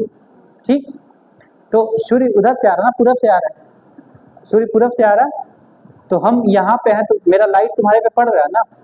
तो क्या अभी मानेंगे क्या कि भारत को पार कर रहा है? अभी तो नहीं पार रहा ना, क्योंकि जब सीधे में आएगा तब तो गिना जाएगा समय। तो जब ऐसे सीधा आ रहा है तो 12 बज गया, 12 बज गया। ठीक है, यहाँ से टाइम शुरू हो गया, चलते चलते चलते चलते जब यहाँ तक आया तो टाइम खत्म हो गया। समझ में आया? तो केवल ये 2 घंटा में आ जाता है कि ये पार कर रहा है। जब तक सूर्य का किरण लंबवत होता है, ठीक है। बाकी हम किनारे आ गए तो भी तो लाइट जा रहा है ना, जा रहा है कि नहीं? तो यही अंतर है समझ में। सूर्य भारत को पार करने में 2 घंटा लेता है, लेकिन 12 घंटा चमकता है, क्योंकि वो उसकी तिरछी लाइट आती है, डायरेक्ट नहीं, क्योंकि सूर्य भारत के ऊपर से हट चुका होता है। हाँ, पार कर चुका, सिर्फ इंडिया को, ठीक है ना। हाँ ठीक, मतलब कुल मिला के बस ये जान लो कि 2 घंटे तक सूर्य का लाइट यहाँ पे परपेंडिकुलर गिरता है, परपेंडिकुलर 90 डिग्री पे गिरता है। हाँ, 12 से 2। तो जब 12 बजता है तो देखती हूँ हम लोगों के यहाँ डायरेक्ट सनलाइट गिरता है, लेकिन उसी टाइम जब 11 बज रहा होता है तो अरुणाचल प्रदेश में अगर रहती तो 11 बजे ही वहाँ पे 12 बजे वाला माहौल रहता है। और जब इधर जाओगी, क्या बोलते हैं, गुजरात साइड में, तो वहाँ पे 2 बजे लगता है कि हाँ सूर्य एकदम सर पे है। तो इसलिए 11 से लेके 1 बजे तक का टाइम रहता है। 12 बजे तो हम लोग के ऊपर रहता है डायरेक्ट, तो 1 घंटा पहले इधर, सॉरी आधा घंटा पहले इधर, आधा घंटा पहले इधर, 2 घंटे का टाइम है ना, सॉरी। तो 1 घंटा इधर, 1 घंटा इधर, हम लोग बीचों बीच में है, मतलब देखा जाए तो भारत के बीचों बीच में हम लोग हैं। तो 1 घंटा इधर, 1 घंटा इधर, मतलब कि अगर 12 बज रहा है तो 11 बजे मतलब अरुणाचल प्रदेश वाला एरिया है, वहाँ पे 11 बजे ही 12 बजे का माहौल होता है। फिर धीरे धीरे इधर खिसकता है तो हम लोगों के यहाँ 12 बजे आता है, फिर धीरे धीरे खिसकता है तो हम गुजरात साइड में 1 बजे आता है। तो 11 से लेके 1 के बीच में सूर्य भारत को पार करता है पर डे। समझ में आया? पैरेलल होके मान लेते हैं कि जैसे कि लाइट हम यहाँ दिखा रहे हैं ना, जैसे कि अभी बोले कि भारत इतना लंबा है, तो एक समय लाइट तुम्हारे ऊपर डायरेक्ट जा रहा है ना, लेकिन उसी टाइम भारत अभी यहाँ पे है, देखो अब लाइट तुम्हारे ऊपर डायरेक्ट नहीं जा रहा है, लेकिन फिर भी कहीं कहीं डायरेक्ट लाइट पड़ रहा है ना। और यहाँ पे भी है तो तुम्हारे ऊपर लाइट डायरेक्ट नहीं जा रहा, लेकिन डायरेक्ट लाइट कहीं कहीं पड़ रहा है। तो ये हम अंतर बताना चाह रहे थे, ठीक। बाकी उसके बाद इधर भी आ गया तो भी लाइट जा ही रहा है ना, शाम वाला समय है, ठीक। चलो इतना क्लियर हुआ ये वाला मैथ। अब पूछता है, इस पे क्वेश्चन कभी कभी पूछता है, ठीक है, कि लंदन में जो समय हो रहा है वो कितना बज रहा है? वहां पे 12 बज रहा है, दोपहर का कितना? दोपहर का 12 बज रहा है। तो उस टाइम इंडिया में कितना बज रहा होगा?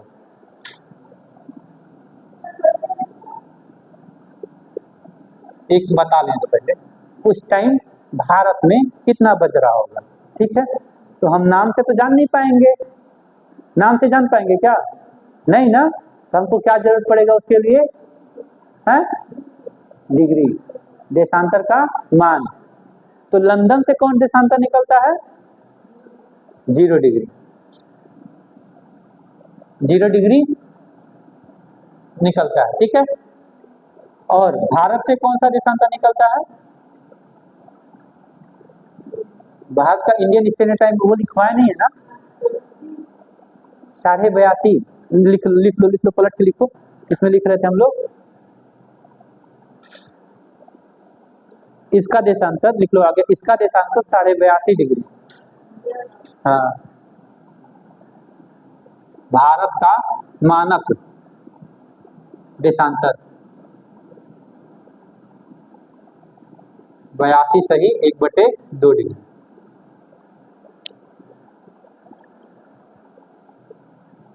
अच्छा, इसके आगे ईस्ट लिखते हैं, इसके आगे ईस्ट लिखते हैं, क्यों? ग्रीनविच से पूर्व में है, अभी बोले थे ना।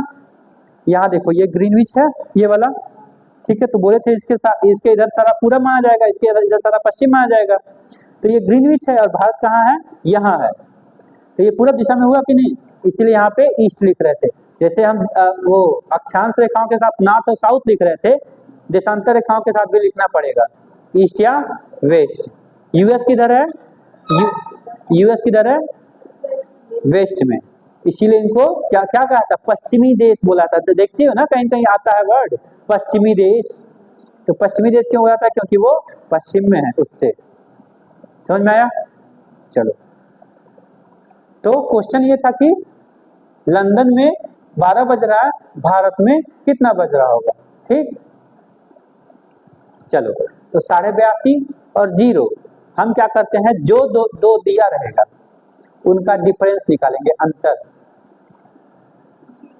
ये 0 डिग्री था और यहाँ भारत में 82.5 डिग्री था, तो कितना दूर का अंतर है? तो क्या करेंगे, 82.5 में से 0 घटा देंगे, कितना बचेगा? 82.5, वही तो बचेगा, 82.5 डिग्री। अब 82.5 डिग्री है और हमको पता है कि 1 डिग्री में 4 मिनट होता है, तो हम क्या करें, गुणा कर लें 4 से। तो पहले 82 में 4 से, फिर आधा में 4 से, कर सकते हैं ना।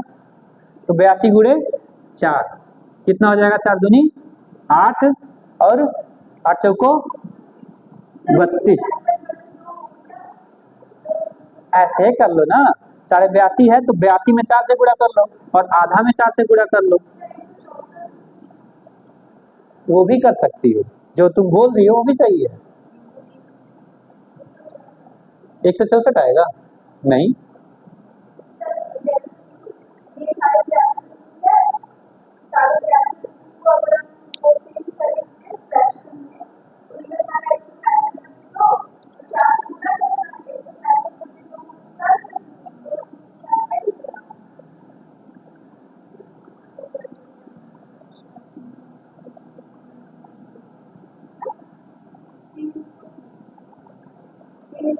यहाँ पे 328 यहाँ था और 2 यहाँ था, कितना हो जाएगा? मिनट। 330 मिनट का अंतर है, ठीक है। मतलब अगर यहाँ पे लंदन में 12 बज रहा है तो 330 मिनट ज्यादा होगा कम होगा यहाँ पे इंडिया में?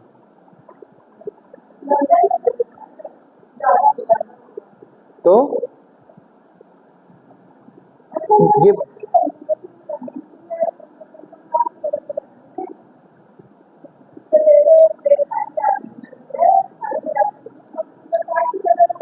ठीक है।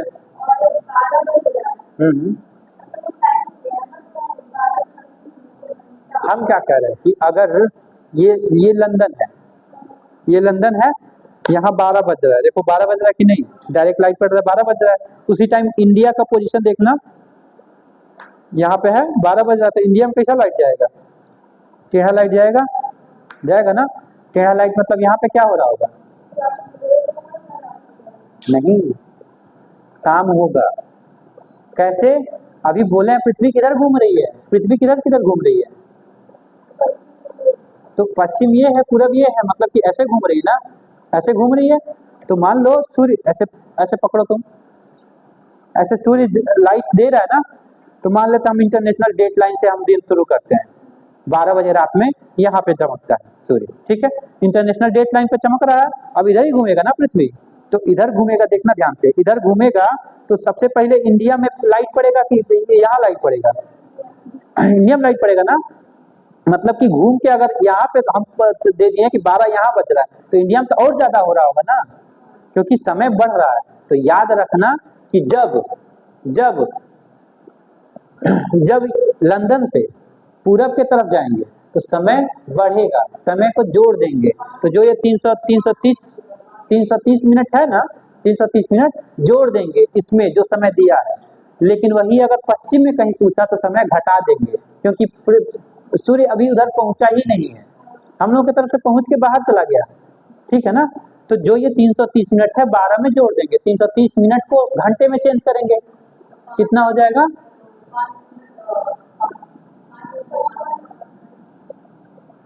60 से भाग देंगे ना, 6 पंजे 30, 5 घंटा,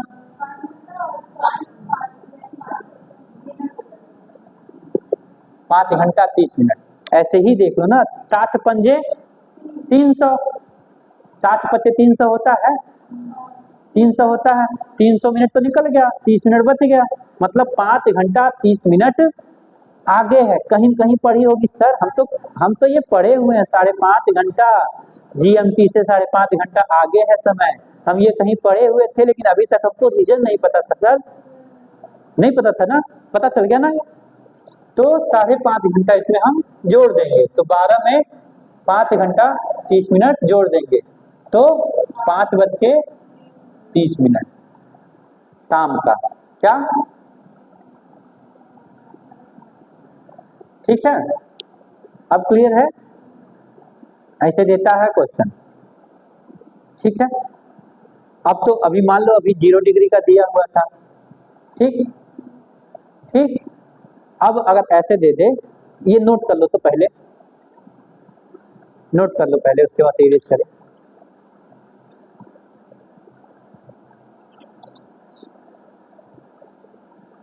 हेडिंग डाल लेना, समय का निर्धारण, हेडिंग बना लेना। ये क्या लाइन खींची है जी? अच्छा,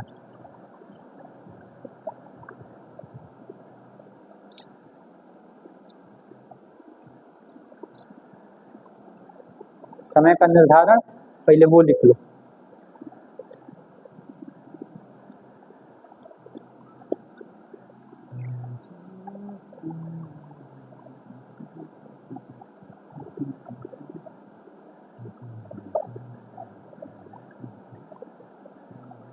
इस पे क्वेश्चन भी देंगे आज, एक क्वेश्चन और बता लें तब।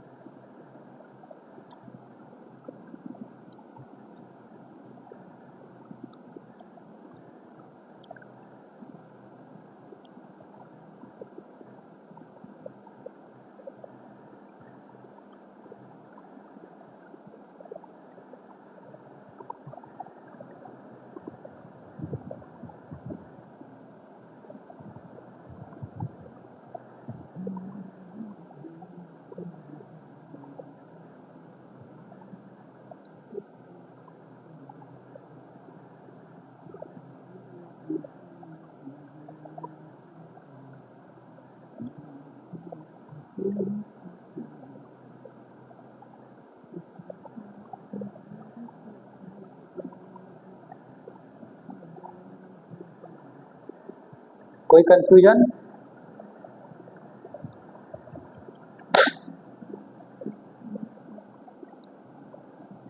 सर 82 +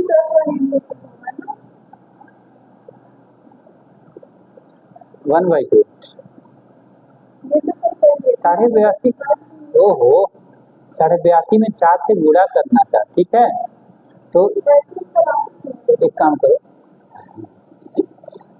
देखो 82 में 4 से गुणा किए और आधा में 4 से गुणा किए, देखोगी ध्यान से देखोगी, 82 में 4 से गुणा किए हैं, इधर देखो 4 से यहाँ पे भी 82 में गुणा किए हैं और आधा में भी 4 से गुणा किए हैं। तुम ऐसे करके कर लो ना, क्या दिक्कत है? हाँ हाँ, 4 गुणे 2 नहीं है, 4 काटे हैं तब है ऐसे।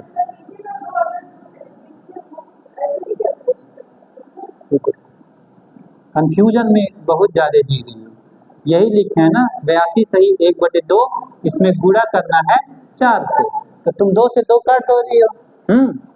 लेकिन तुमको एक चीज नहीं दिख रहा है कि एक होल पार्ट है, एक फ्रैक्शन पार्ट है, मतलब कि इसको ऐसे करना पड़ेगा। इसको क्या लिख सकते हैं, 82 प्लस 1/2 ये लिख सकते हैं। ये इस रूप में था, समझ में आया। ये ऐसे नहीं है कि तुरंत ही लिख दोगे, कंफ्यूजन ना।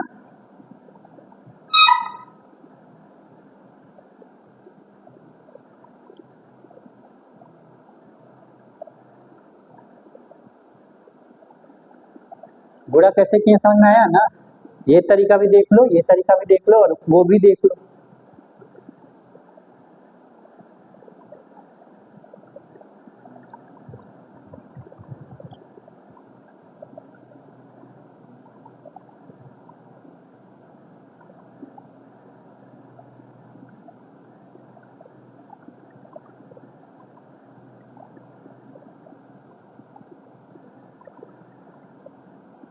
साठ पंजे 300, 5 घंटा H।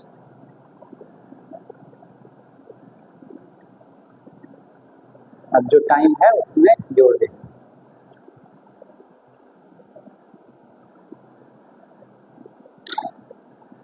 हो गया जी, सब नोट कर ली,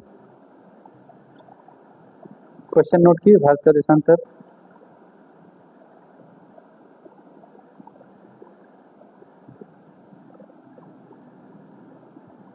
आगे चले, फटाक से एक क्वेश्चन देखो, आज का क्लास एंड करते हैं।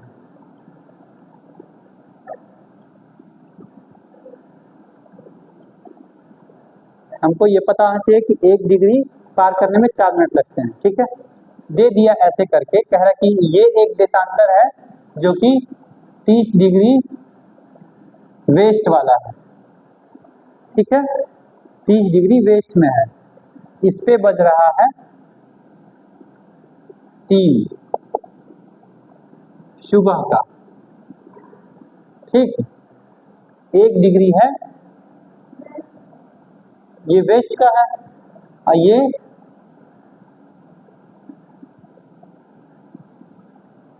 ईस्ट का है, 30 डिग्री ईस्ट का है। इस पे कितना बजेगा ये पूछ दिया, तब क्या करेंगे, कितना बता दो।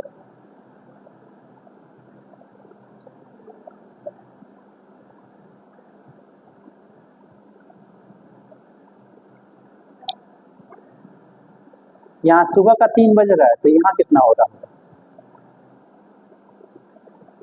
चल किधर से किधर रही हो, ठीक है। तो क्या होगा, टाइम बढ़ेगा घटेगा, बताना। हाँ, तो टाइम बढ़ेगा कि घटेगा, बढ़ेगा, ठीक है। याद रखना, वेस्ट से ईस्ट की तरफ चलने पे टाइम बढ़ रहा है, क्यों, क्योंकि अभी यहाँ पे सुबह के 3 बज रहे हैं, तो यहाँ कहीं कहीं सूर्य इधर से पार करते हुए आ रहे होंगे, तभी तो सुबह सुबह तो होने वाला है। तो इसको पार करके कहीं कहीं आ रहा है, तब कितना कितना बज रहा होगा।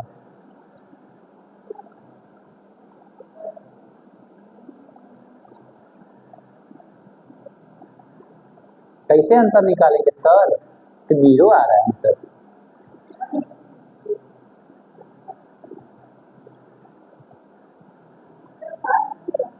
सात देख लेते हैं, नहीं समझ में आ रहा ना, कोई बात नहीं।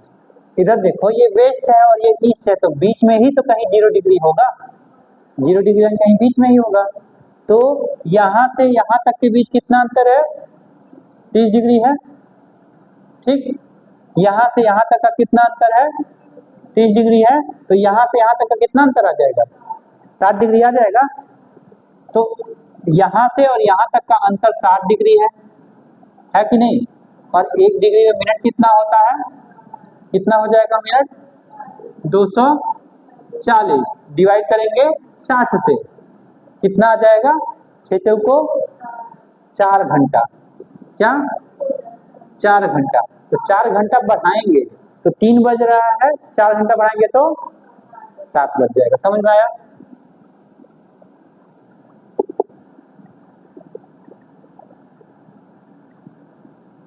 क्लियर है।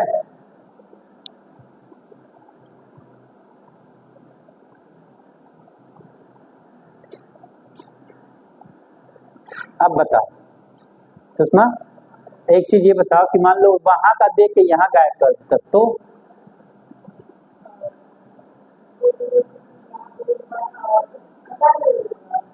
घटा दिया जाएगा, 4 घंटा घटा दिया जाएगा। 7 में से डिस्टेंस तो वही रहेगा 60 का, 60 डिग्री का अंतर रहेगा, 4 से गुणा करेंगे 240 भाग दिए 4 घंटा, तो 4 घंटा जो दिया हुआ है वेस्ट की तरफ चला तो समय घटा देंगे, ठीक हो जाएगा 3। क्लियर। और यहाँ पे ऐसे कर देता 30 डिग्री ईस्ट और यहाँ पे 75 डिग्री ईस्ट, तब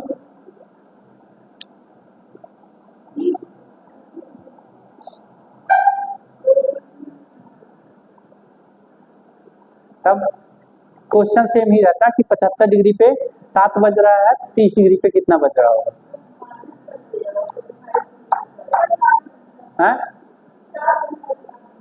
7 घंटा घटाएंगे।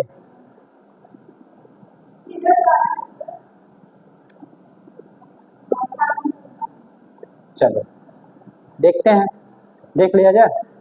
तो ये बताओ अगर ईस्ट में है और ईस्ट में है तो ये बीच में 0 डिग्री कहाँ आएगा? नहीं आएगा ना, फिर तो बीच में 0 डिग्री दोनों को जोड़ दियो तो, है ना। चलो तो मान लेते हैं 0 डिग्री यहाँ कहीं रहा होगा ना। तो हम क्या करते हैं, ईस्ट और ईस्ट याद रखना, हम पहले एक नोट लिख दे रहे हैं। अगर ईस्ट और ईस्ट दिया हो, देखो बोनी, अगर ईस्ट ईस्ट दिया हो या वेस्ट वेस्ट दिया हो तो डिग्री को घटाएंगे, किसको? जितना जो डिग्री दिया है ना, लिख दे रहे हैं।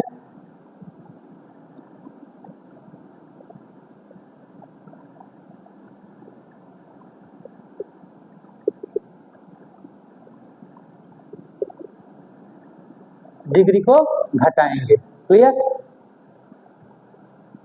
अब अच्छा इसको इस पे समझ लेते हैं कि मान लेते हैं ये 0 डिग्री था, ये तो एक दिया है, मान लेते हैं यहाँ 30 डिग्री है, ऐसे करके ये 30 डिग्री का लाइन है और ये 75 डिग्री का लाइन है, तो दोनों के बीच में अंतर तो हम घटा के ही बता पा रहे थे ना।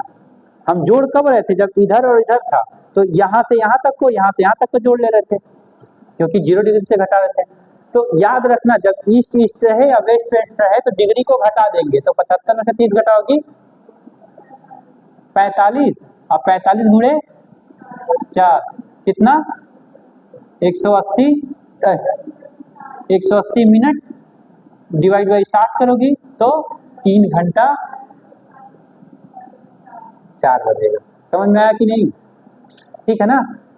याद रखना, ईस्ट ईस्ट हो तो घटाएंगे, ईस्ट वेस्ट हो तो वेस्ट वेस्ट हो तो घटाएंगे, लेकिन कभी ईस्ट प्लस वेस्ट या वेस्ट प्लस ईस्ट दे दे तो क्या करेंगे? डिग्री को